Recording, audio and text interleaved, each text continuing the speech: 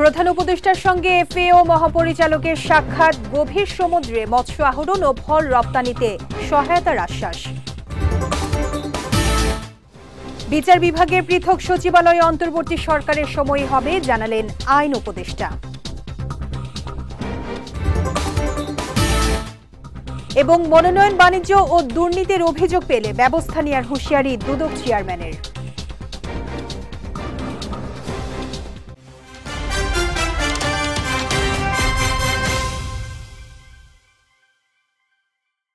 আসসালামু আলাইকুম। পুষ্টি চা নিবেদিত বিজয় রাতের সংবাদে আমন্ত্রণ জানাচ্ছি আমি শেখ তাসফিয়া করিম। শুনছিলেন শিরোনাম, এবারে বিস্তারিত।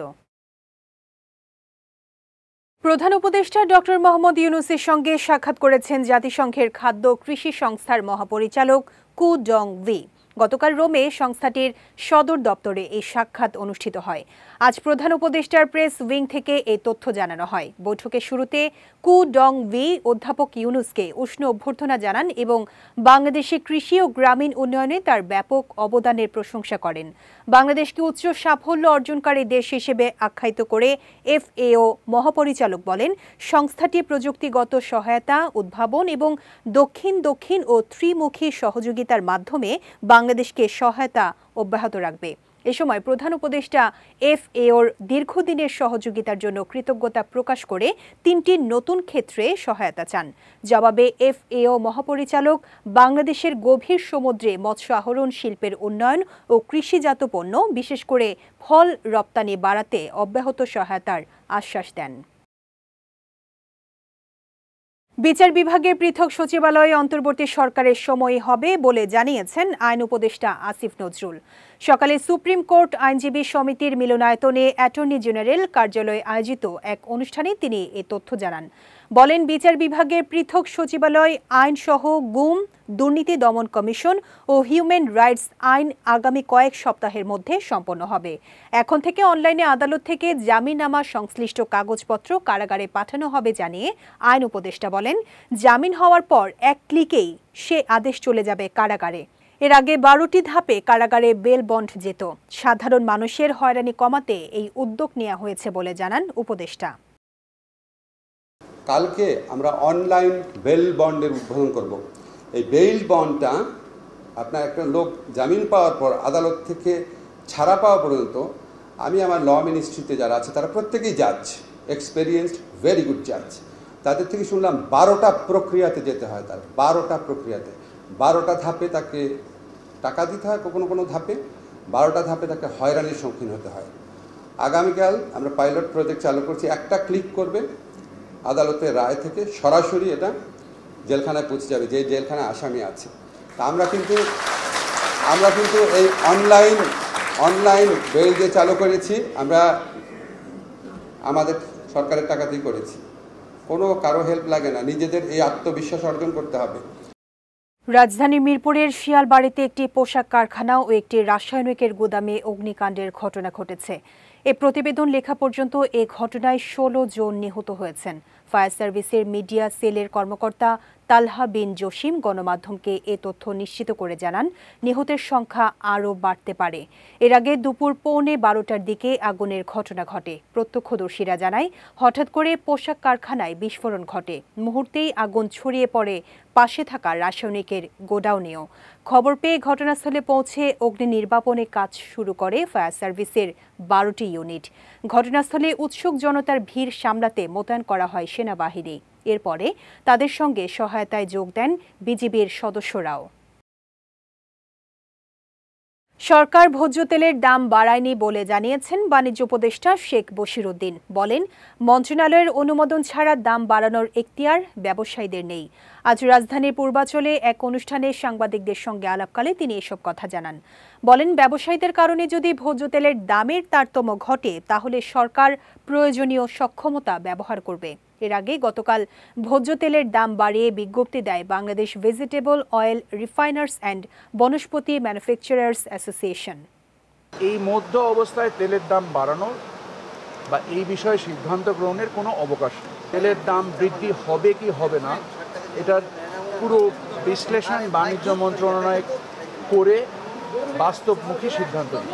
যতক্ষণ পর্যন্ত আমার কাছে ICMAB এবং ইনস্টিটিউট অফ চার্টার্ড অ্যাকাউন্ট্যান্টের এই রিপোর্টটা না আসে, কারণ যে টেমপ্লেটটার বিনিময়ে নির্ধারিত হয় যে মূল্য কিভাবে স্থির হবে এবং সরকার তার হাতে যে সক্ষমতা রয়েছে সে রাজস্ব কম বৃদ্ধি করা বা মানে যদি কোনো মূল্যে তারতম্য ঘটে সরকার সেটা তার প্রয়োজনীয় সক্ষমতা ব্যবহার করবে।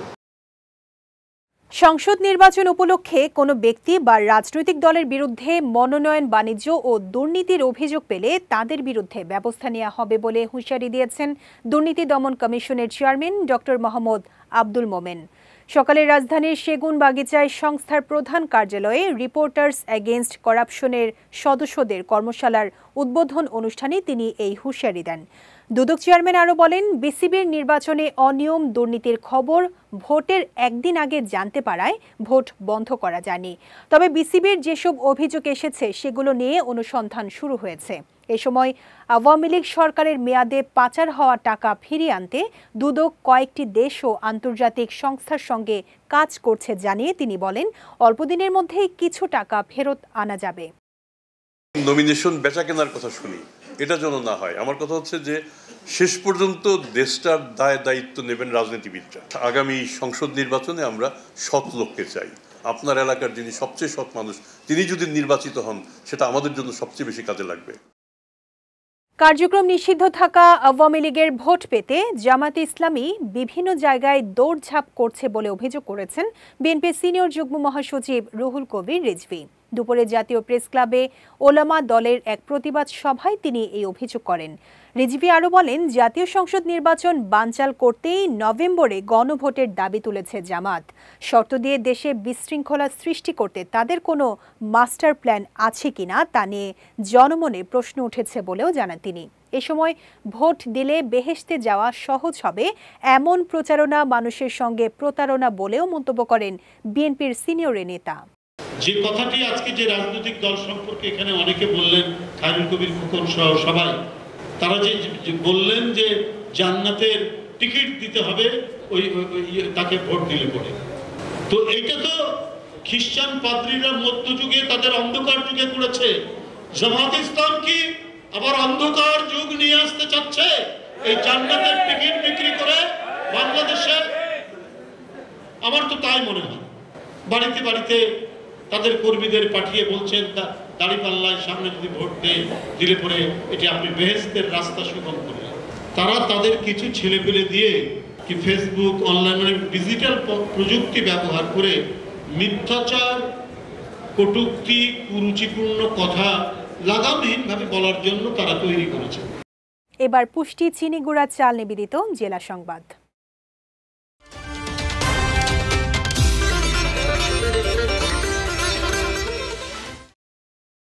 বাংলাদেশে আর ফ্যাসিস্টদের ফেরত দেখতে চায় না বিএনপি, এমনটাই বলেছেন দলটির মহাসচিব মির্জা ফখরুল ইসলাম আলমগীর।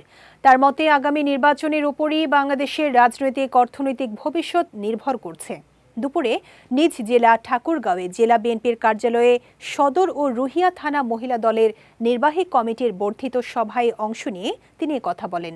মির্জা ফখরুল বলেন, এমনও সময় গেছে যখন বিএনপি নেতাকর্মীরা নির্যাতন, নিপীড়ন ও মিথ্যা মামলার কারণে বাড়িতে থাকতে পারেননি। সেই সময়গুলো তাদের পালিয়ে বেড়াতে হয়েছে। খালেদা জিয়াকেও দীর্ঘ 6 বছর কারাভোগ করতে হয়েছে উল্লেখ করে বিএনপি মহাসচিব বলেন, বিএনপির 1700 নেতাকর্মীকে গুম এবং 20,000 নেতাকর্মীকে হত্যা করা হয়েছে।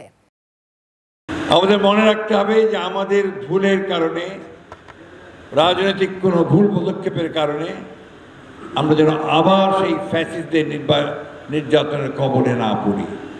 অর্থাৎ ফ্যাসিস্টদেরকে আমরা আর ফেরত দেখতে চাই না। আগামী নির্বাচন যেটা নির্ধারিত হয়েছে আগামী 2026 সালের ফেব্রুয়ারি মাসের মধ্যেই অনুষ্ঠিত হবে। এই নির্বাচনে বাংলাদেশের রাজনৈতিক ভবিষ্যৎ, অর্থনৈতিক ভবিষ্যৎ নির্ভর করছে। আগামী নির্বাচন সেই জন্যই আমাদের কাছে অত্যন্ত গুরুত্বপূর্ণ যে আমরা আবার গণতান্ত্রিক একটা ব্যবস্থায় ফিরে যেতে চাই। চুয়াডাঙ্গায় জমি নিয়ে বিরোধের জেরে জয়নুল নামে এক ব্যক্তি নিহত হয়েছেন। এ সময় আরও 3 জন আহত হয়েছেন। সকালে জেলার দামুরহুদার গোবিন্দহুদা গ্রামে এই ঘটনা ঘটে। বিষয়টি নিশ্চিত করে দামুরহুদা সার্কেলের সহকারী পুলিশ সুপার আনোয়ারুল কবির জানান, গোবিন্দহুদা গ্রামের নুরুল পেশকারের সঙ্গে জয়নুলের দীর্ঘদিন ধরে জমি নিয়ে বিরোধ চলছিল। এরই জেরে নুরুল পেশকার ২০ থেকে ২৫ জন লোকসহ দেশীয় অস্ত্রশস্ত্র নিয়ে জয়নুল ও তার পরিবারের লোকজনের উপর হামলা চালায়। এতে ৪ জন গুরুতর জখম হয়। এ সময় তাদের উদ্ধার করে হাসপাতালে নিলে চিকিৎসক জয়নুলকে মৃত ঘোষণা করেন। এদিকে এই ঘটনায় আইনানুগ ব্যবস্থা নেওয়া হয়েছে বলেও জানিয়েছেন সহকারী পুলিশ সুপার। জুলাই সনদ বাস্তবায়ন না করে কারো সেফ এক্সিট নেই, এমন মন্তব্য করেছেন জাতীয় নাগরিক পার্টির উত্তরাঞ্চলের মুখ্য সংগঠক সার্জিস আলম। সকালে নেত্রকোনার জেলা সাংগঠনিক সমন্বয় সভায় অংশ নিয়ে তিনি মন্তব্য করেন। এ সময় সার্জিস আলম বলেন, কিছু উপদেষ্টার কথায় আচরণে মনে হচ্ছে তারা যেন তেন নির্বাচন দিয়ে সেফ এক্সিট চাইছেন। এটা হতে দেয়া হবে না। এনসিপি নির্বাচন পেছানোর মানসিকতা ধারণ করে না জানিয়ে সার্জিস আলম বলেন, তবে জনগণের সকল আকাঙ্ক্ষাকে উপেক্ষা করে যদি নির্বাচন কেন্দ্রিক চিন্তা ভাবনা হয় সেটার সঙ্গে একমত হবে না এনসিপি। যাচ্ছে পুষ্টি ড্রিঙ্কিং ওয়াটার নিবেদিত খেলার সংবাদে।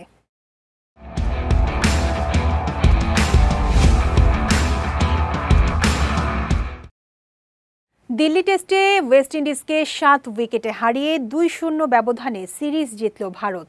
আজ টেস্টের শেষ দিনে ১ উইকেটে ৬৩ রান নিয়ে খেলা শুরু করে ভারত।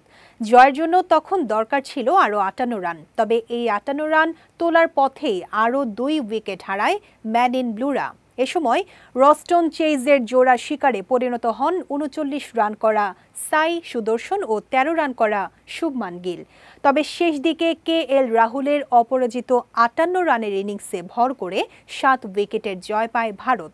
এর মাধ্যমে দেশটির টেস্ট অধিনায়ক হিসেবে প্রথমবারের মতো সিরিজ জয় করলেন শুভমান গিল। ফিফা অক্টোবর উইন্ডোতে দ্বিতীয় প্রীতি ম্যাচে আগামীকাল পুয়ের্তো রিকোর মুখোমুখি হতে যাচ্ছে বিশ্ব চ্যাম্পিয়ন আর্জেন্টিনা। বাংলাদেশ সময় ভোর ৬টায় মায়ামির চেস স্টেডিয়ামে অনুষ্ঠিত হবে ম্যাচটি। এই ম্যাচে লিওনেল মেসির খেলার সম্ভাবনা প্রায় নিশ্চিত, কারণ অনুশীলনে অংশ নিতে দেখা গেছে আর্জেন্টাইন তারকাকে। আর কোচ লিওনেল স্কালোনিও দিয়েছেন এলেমটেনের ফেরার ইঙ্গিত। এর আগে ক্লাব ব্যস্ততার কারণে প্রথম প্রীতি ম্যাচে ভেনেজুয়েলার বিপক্ষে মাঠে নামেননি মেসি। সেই ম্যাচে ভেনেজুয়েলার বিপক্ষে ১-০ গোলের ব্যবধানে জয় পায় আলবিসেলেস্তেরা। পুষ্টি চা নিবেদিত বিজয় রাতের সংবাদ শেষ করার আগে শিরোনামগুলো দেখে নিচ্ছি আরও একবার।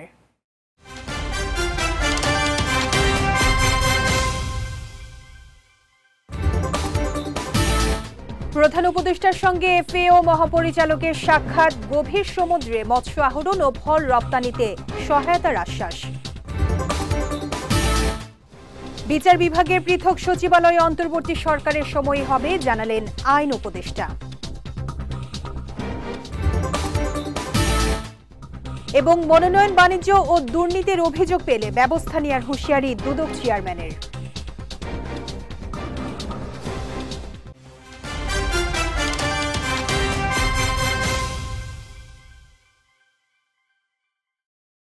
বিজয় রাতের সংবাদ শেষে আজকের মতো আমি শেখ তাসফিয়া করিম আপনাদের কাছ থেকে বিদায় নিচ্ছি। আগামীকাল একই সময়ে নতুন সব খবর দেখতে চোখ রাখুন বিজয় টিভিতে।